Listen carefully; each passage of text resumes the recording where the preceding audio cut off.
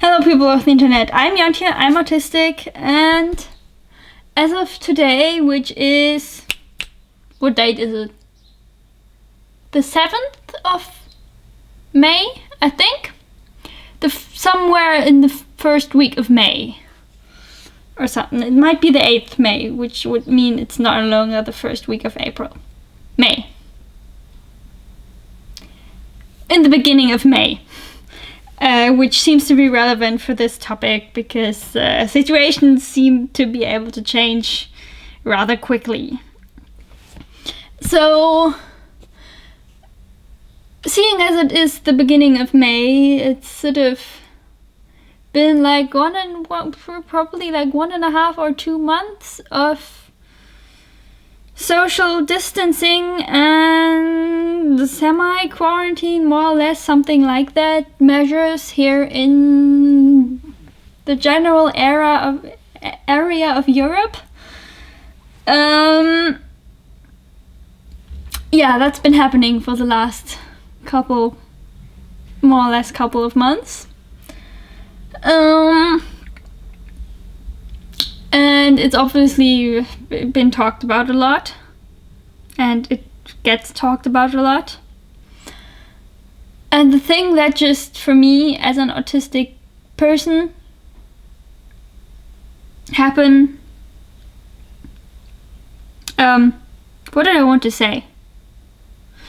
For me, as an autistic person, it's just, it's a bit weird that it's talked about so much and that people just say so often that how much everything has changed, how much their lives have changed and so on.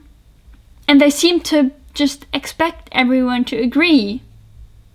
Or it's just assumed that is what it's like for everyone. And I can understand that if people who have a job that they can't do anymore, maybe who because of this don't have a job anymore, or are, for, I would want to say for whatever reason, but there obviously is a very clear reason, have been no longer able to do what they usually do, that's quite difficult.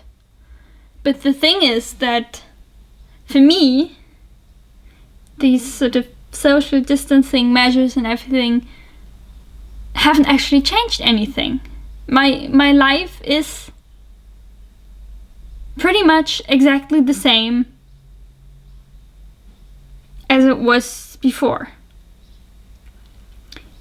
And, well, that is because I don't leave my house much anyway. I do, if anyone is here who also knows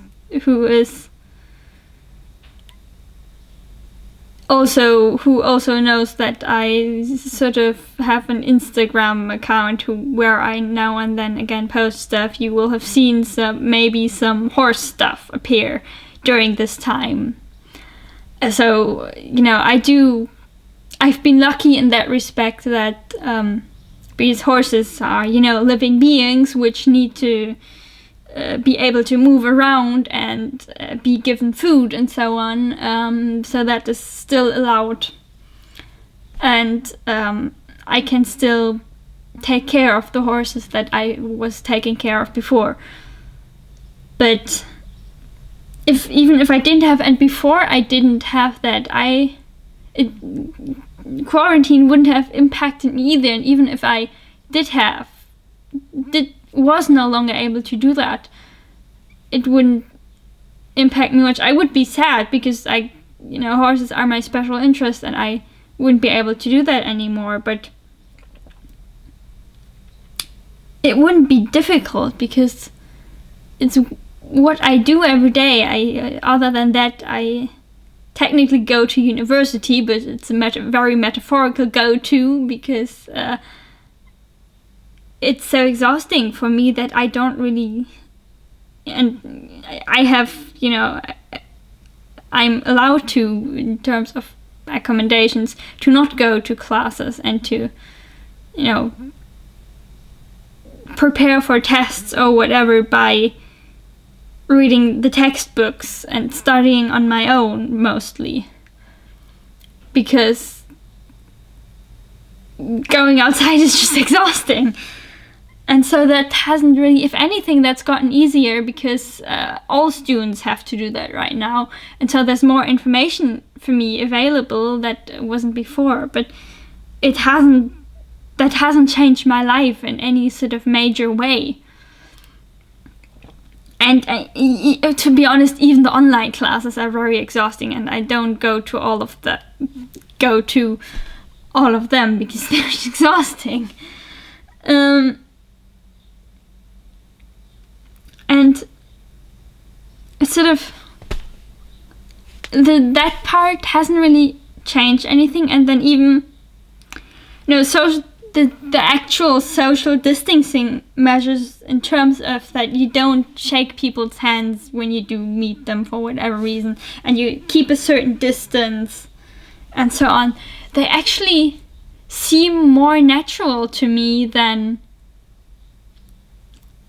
you know, what things were like before, where you were expected to shake someone's hand and so on.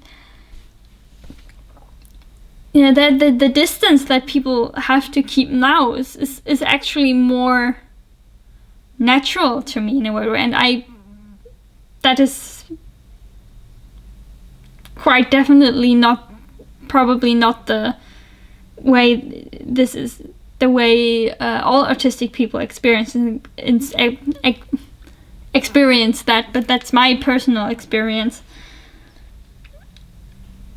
And that I think maybe there's also a part that because other sort of neurotypical people for whom all of these social rules that were in place before came naturally, now have to consciously think about what they're doing and do something else.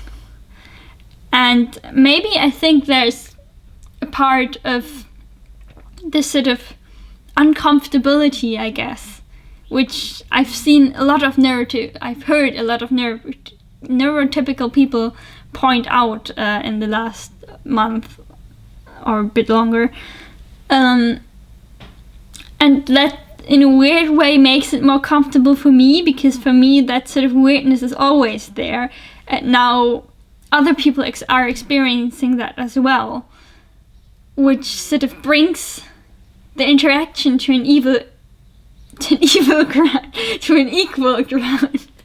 What's an evil ground?